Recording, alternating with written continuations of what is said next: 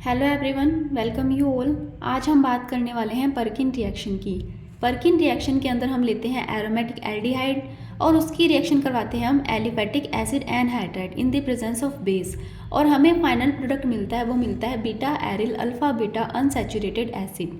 तो ये थी हमारे परकिन रिएक्शन की जर्नल आउटलाइन। अब यहाँ पर हम ये जो बेस लेंगे वो सोडियम साल्ट होता है एसिड का, या फिर हम इसकी जगह पिरिडीन या फिर ट्राई इथाइलामाइन भी यूज़ कर सकते हैं, जो कि हमें बेटर रिजल्ट देते हैं। अब हम इसका एग्जाम्पल देखते हैं। परकिन रिएक्शन के एग्जाम्पल के अंदर हम यहाँ पर लेते हैं बेंजल्डिहाइड, जो कि एक एरोमेटिक एल्डिहाइड है, और हम यहाँ पर लेते हैं एलिफेटिक एसिड एनहाइड्राइड, जिसकी रिएक्शन हम करवाते हैं सोडियम एसीटेट के साथ में, और हमें फाइनल प्रोडक्ट मिलता है, वो मिलता है सिनामिक एसिड और साथ में एसिटिक एसिड। लेकिन यहाँ पर क्या है, cinnamic acid as a major product है। अब हम इस रिएक्शन का मैकेनिज्म देखते हैं। परकिन रिएक्शन के मैकेनिज्म के अंदर हमने लिया था सोडियम एसीटेट। तो सोडियम एसीटेट इस तरीके से डिकम्पोज होगा और हमें मिलेगा कार्बोक्सिलेट एनाइन। अब ये जो कार्बोक्सिलेट एनाइन है ये जाकर क्या करेगा, एसिड एनहाइड्राइड पर अटैक करेगा, क्योंकि ये कार्बोक्सिलेट एनाइन क्या करेगा, यहाँ से प्रोटॉन को एब्स्ट्रैक्ट कर लेगा। प्रोटॉन को एब्स्ट्रैक्ट करने के बाद में हमें मिलेगा कार्बन आयन और साथ में मिलेगा एसिटिक एसिड।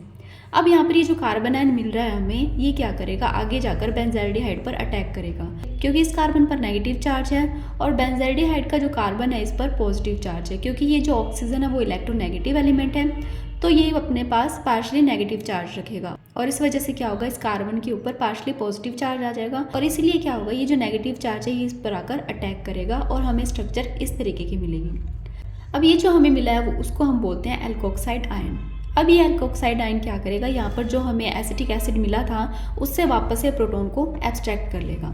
एसिटिक एसिड से प्रोटॉन को एब्स्ट्रैक्ट करने के बाद में जो प्रोटॉन है वो यहाँ पर इस ऑक्सीजन के पास लग जाएगा और हमें इस तरीके की स्ट्रक्चर देखने को मिलेगी, जिसे हम बोलेंगे beta hydroxy anhydride.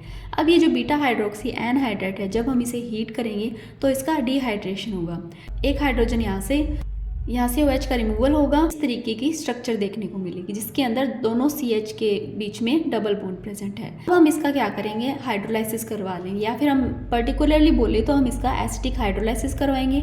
Acetic hydrolysis करवाने के बाद में ये बॉन्ड है जो यहाँ से ब्रेक हो जाएगा, और उसके बाद में हमें मिलेगा सिनामिक एसिड और साथ में हमें मिलेगा एसिटिक एसिड। ये था हमारे परकिन रिएक्शन का मैकेनिज्म। आई होप आपको वीडियो अच्छा लगा होगा। अगर वीडियो अच्छा लगा तो please like, share and subscribe कीजिए। Thank you.